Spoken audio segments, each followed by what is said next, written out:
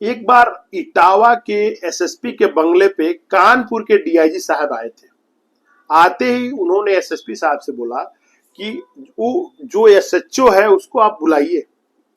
SHO आया और बहुत आड़े बेड़े तरह से खड़ा हुआ अपने अधिकारी के सामने सावधानी की मुद्रा में, क्योंकि जो डीजीपी होता है वह एक रैंक वाला अधिकारी होता है और उसके सामने उसके जो भी लोअर होते हैं वह एक बहुत ही सम्मान के साथ खड़े होते हैं, प्रोटोकॉल में खड़े होते हैं। दरोगा संभलते संभलते अपने प्रोटोकॉल का पालन कर रहा था। डीआईजी साहब ने उसको डांटना चालू किया। डांटना इतना चालू किया कि वो दरोगा रोने लगा। जब दरोगा रो रहा था तो एसएसपी साहब उठे और उसके कंधे पे हाथ रख के बोले कि दरोगा जी आप रोइए मत, जब तक मैं इस जिले का कप्तान हूं तब तक आपको रोने की जरूरत नहीं है, मैं आपके पीछे हूं। एसएसपी साहब की ये बात सुनते ही डीआईजी साहब ने बोला कि आप बहुत गलत कर रहे हो, आप एक बहुत बड़े आदमी से पंगा ले रहे हो, मुलायम सिंह से पंगा लेना आपके बस की बात नहीं है और आप एक गलत कर रहे हैं। मैं आपका इस केस में अब कोई मदद नहीं कर पाऊंगा, हमसे किसी मदद की गुजारिश मत करिएगा। एसपी साहब ने बोला कि नहीं, हमें किसी भी तरह की मदद की जरूरत नहीं है आपसे, आप अपना सिर्फ काम करें ईमानदारी से। डीआईजी साहब उठे और तमतमाते हुए उस बंगले से बाहर निकले, अपने गाड़ी में बैठे और वहां से कानपुर चले गए। एसएसपी साहब अपने बंगले से उस दरोगा को लिए, एसएचओ को लिए और वहां से सीधे थाने गए। जिस थाने का दरोगा एसएचओ थे उनको ले जाके वहां एफआईआर किया गया, जिसमें एक नाम था शिवपाल सिंह यादव का। इस घटना के बाद एसएसपी साहब जब तक रिटायर्ड नहीं हुए मुलायम सिंह यादव से उनकी अदावत चलती रही और जब भी मौका मिलता था समाजवादी पार्टी उनको पैर खींचने का काम हमेशा करती थी। वह कोई और नहीं था, वह हमारे प्रदेश के पूर्व डीजीपी ब्रिजलाल जी थे। नमस्कार, प्रणाम, मैं सुधीर शर्मा। आइए आपको इस घटना को पूरे विस्तार से मैं बताते चलता हूं। इटावा में एसपी की जिस हम बात कर रहे हैं वह 1989 की बात है।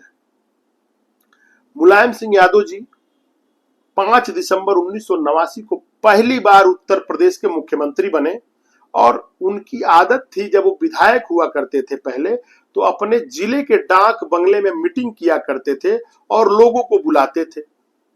जब वो विधायक थे तो वहां के जो अधिकारी थे वह सारे लोग वहीं जाके उनसे मिलते थे।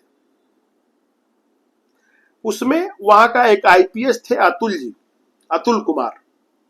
अतुल कुमार से मुलायम सिंह यादव जी के भाई बोले कि आपको नेताजी बुला रहे हैं डाक बंगले पे, आप वहां मिल लीजिए। एसपी साहब ने बोला कि जिले में बहुत सारे नेता हैं, हम किससे किससे मिलता फिरूं।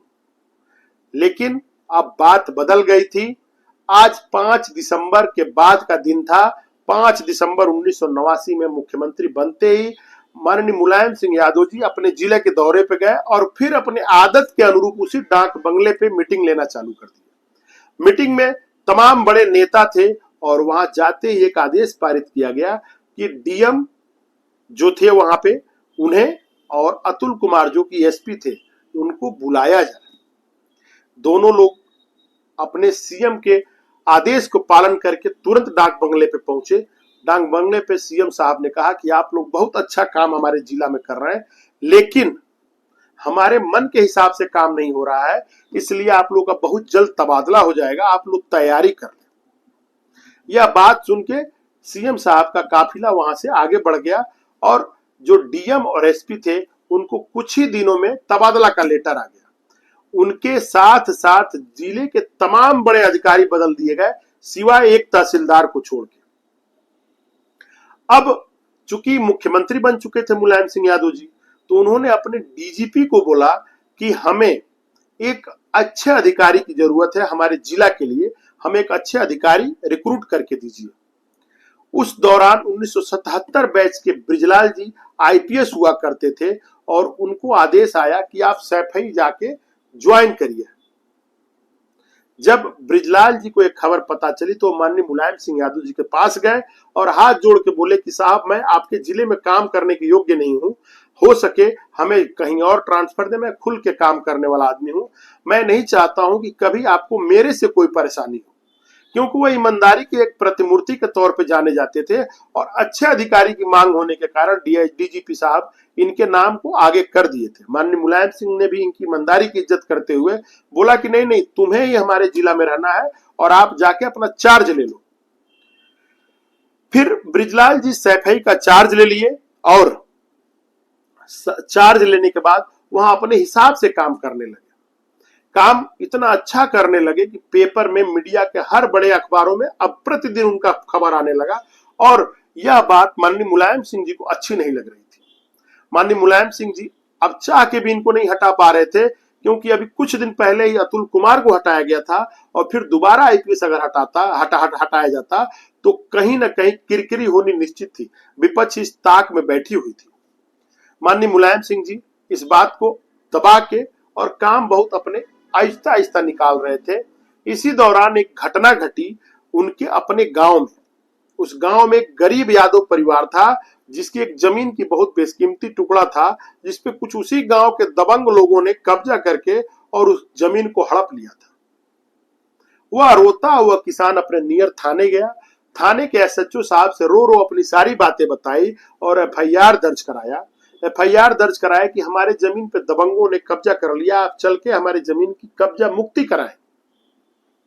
एसएचओ साहब ने कंप्लेन रजिस्टर्ड किया और अपने अधिकारियों के साथ सैफई गए। सैफई जाकर उन्होंने गिरफ्तारियां करनी चालू की और करीब करीब 22 लोग गिरफ्तार करके लाके थाने में डाल दिया गया। एसएचओ साहब की गिरफ्तारी करने के बाद हाहाकार मच गया पूरे जिले में, पूरे प्रदेश में हाहाकार मच गया कि माननीय मुलायम सिंह यादव जी के गांव में एक बहुत बड़ा घटना घटी है और जो वहां पे पाए गए लोग, उनकी गिरफ्तारी हो गई है, वो थाने में है। और थाने में जो एसएचओ थे वह थे शाह आलम।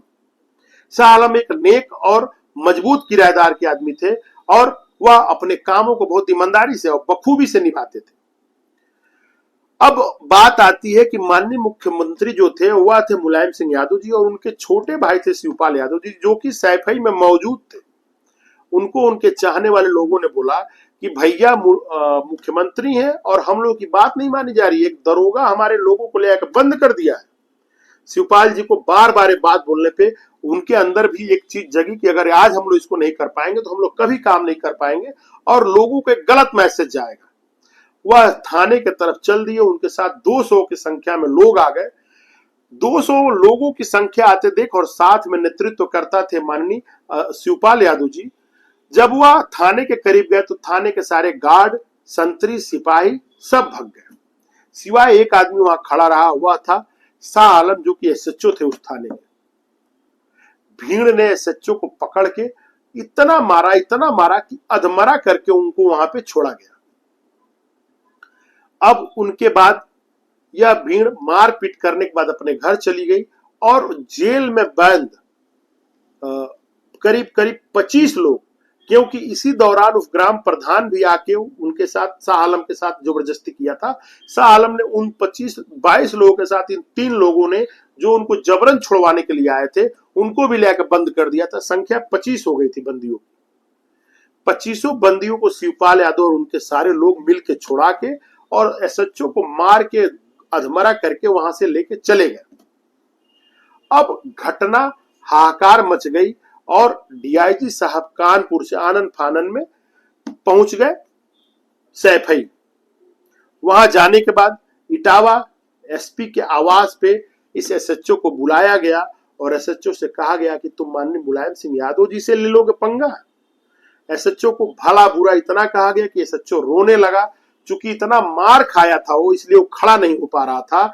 लेकिन जब वह कानून की रक्षा करते करते मारपीट होने के बावजूद अपने बड़े अधिकारी से प्रोत्साहन मिलने के बदले में उसको गाली मिल रही थी, तो वह चिल्ला चिल्ला रोने लगा वहां पे। इस घटना को ब्रिजलाल जी देख नहीं पाए, वहीं पास में खड़े थे। उन्होंने उठ के अपने हाथ उसके कंधे पे रखा और बोला कि हमारे रहते तुम रो नहीं सकते हो। यह बात डीआईजी साहब को बहुत बुरा लगा। डीआईजी साहब वहां से गुस्सा के निकल गए थे, जो कि मैं आपको इस कहानी के शुरू में ही बता दिया था। डीआईजी साहब सीधे लेकर थाने गए और थाने जाके शिवपाल यादव समेत 200 लोगों के ऊपर नामजद एफआईआर हो गया। एफआईआर होने के बाद अब गिरफ्तारियां होनी थी, लेकिन इतना अधिक प्रेशर बना कि सीआईडी को ये केस सौंप दिया गया कि क्यों हुआ, कैसे हुआ, क्यों इन्होंने गिरफ्तार किया था, किसके जमीन पे कब्जा हुआ था, और बृजलाल जी का ट्रांसफर दे दिया गया।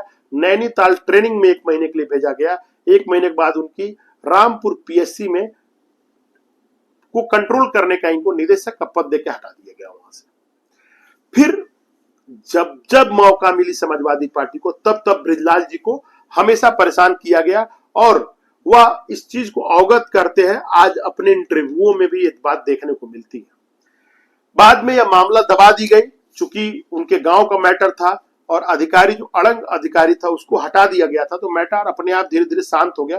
समझौता करके इस मैटर को सुलह कर लिया गया। अब आपको बताते चलें कि अब समय बीतता गया, 2011 का समय आया और मायावती जो थी वह उत्तर प्रदेश के मुख्यमंत्री बन गई थी।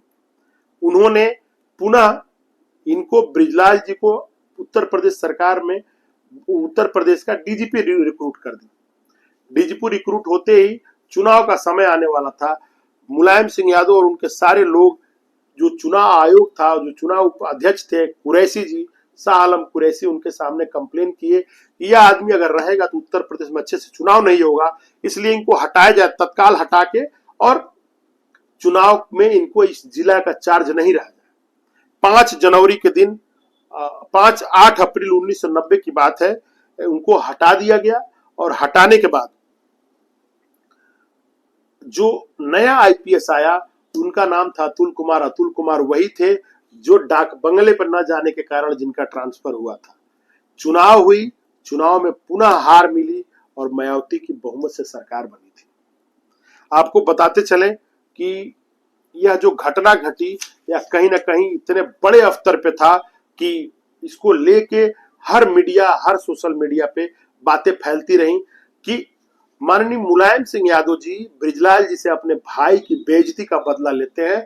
और बृजलाल जी अब फिलहाल रिटायर्ड हो चुके हैं, भाजपा के द्वारा राज्यसभा सांसद हैं और राज्यसभा में अक्सर वह किस्से बताते हैं कि कैसे मुलायम सिंह यादव अपने लोगों को फायदा पहुंचाते थे, कैसे बाहुबलियों को फायदा पहुंचाते थे और कैसे बाहुबलियों से उनकी साठगांठ हुआ करती थी। यह जो मेरी एपिसोड है जो आज बृजलाल जी के ऊपर बनाया हूं, इसका मेरा जो मकसद है वह किसी को प्रताड़ित करना, किसी को दुख पहुंचाना नहीं है, बल्कि एक जागरूकता का मैसेज है कि हर लोग को पता होना चाहिए कि जो राज होता है या जो मुख्यमंत्री होते हैं उनके पास कितने पावर है, ब्यूरोक्रेट के पास कितने पावर है, और अगर आदमी अपने पावर का सही से उपयोग करे तो देश कितना आगे जा सकता है। फिलहाल हम जो अतुल कुमार आईपीएस हैं उनके ऊपर एक कल एपिसोड आपको देंगे, जो परसों आपको सुबह 10 बजे मिलेगा, यानी 17 तारीख को मिलेगा। अब मैं, अगर एक काम मेरा पसंद आया हो तो मेरे प्लीज सुधीर सफर चैनल को लाइक और सब्सक्राइब करें। प्रणाम।